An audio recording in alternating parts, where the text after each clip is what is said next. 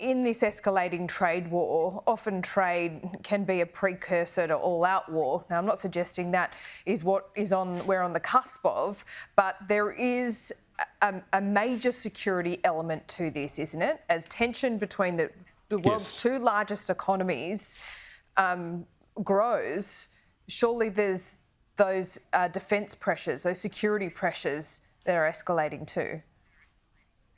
Well, Laura, you're absolutely right. Think about this scenario.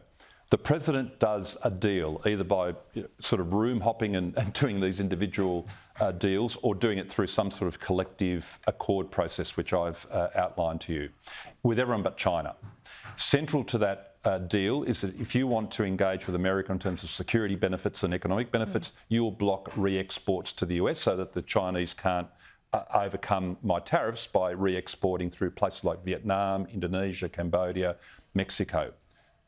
If the president gets that deal up, which would be the deal of the century from America's point of view, where do the Chinese exports go? Now, China will push back very hard on that because that is a fatal stab into the heart of their manufacturing dominance.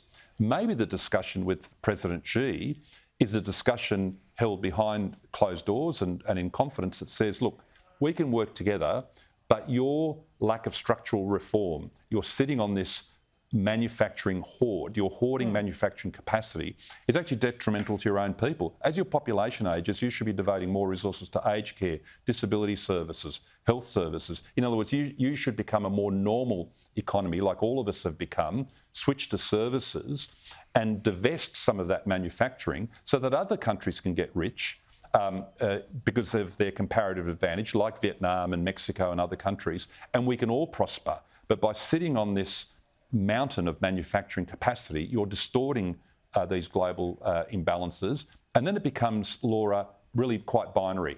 Like either the Chinese agree to that proposition, which is unlikely, or the Americans back off, or they indeed continue. And that's the point at which economic tensions, as per your question, really start to translate into very, very challenging security questions. I'll leave you with this one historical vignette. It's not directly applicable at the moment, but in the end, after 10 years of a strategic expansion in Asia in the 1930s by Imperial Japan, they'd gone into China.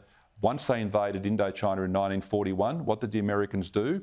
They froze their financial assets so that they could not buy oil.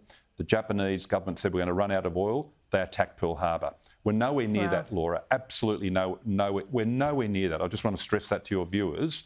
But there is a chain of consequences where if you don't address these financial, trade, commercial imbalances, they can potentially, and I just want to stress potentially, become something else. Well, Mike, plenty to think about. Thank you so much for your time, as always, on AM Agenda. We'll see you soon. Thanks, Laura.